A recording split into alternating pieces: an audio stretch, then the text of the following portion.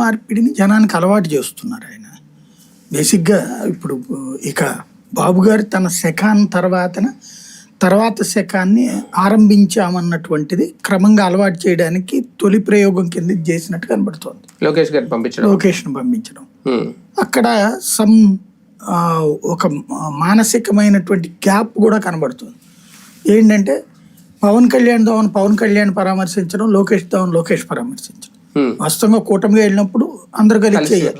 ఎందుకంటే బీజేపీ కేంద్ర మంత్రి శ్రీనివాస్ వర్మ కర్ణాటక నుంచి కాబట్టి నలుగురు కూర్చుంటే సరిపోతుంది. అలా కాకుండా ఇద్దరు పోనీ ఆయన ఒక టైం వెళ్ళారు, ఈయన ఒక టైం వెళ్ళారంటే ఒక అర్థం ఉంది.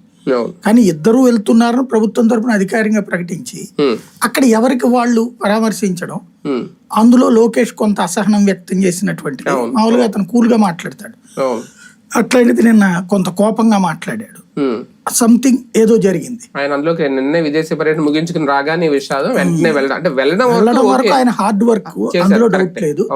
కానీ అక్కడ ఈ అసహనం ఇది చూస్తుంటే ఇద్దరం కలిసి వెళ్లాల్సిన చోట వేరుగా వెళ్ళటం అన్నటువంటి దగ్గర కన్ఫ్యూజన్ ఉంది. అక్కడ సంథింగ్ ఏదో జరిగింది అనిపిస్తోంది అనమాట. అంటే బాబు గారు వెళ్లకుండా ఈయన పంపించారా? లోకేష్ గారు వెళ్తే సరిపోద్దా, ఇంకా ముఖ్యమంత్రి వెళ్లాల్సిన అవసరం అంతే, ముఖ్యమంత్రి లోకేష్ అన్నటువంటిది అనమాట. పార్టీలో అధికారిక అధ్యక్షుడి నుంచి వర్కింగ్ ప్రెసిడెంట్. ఇప్పుడు అధ్యక్షుడు మరి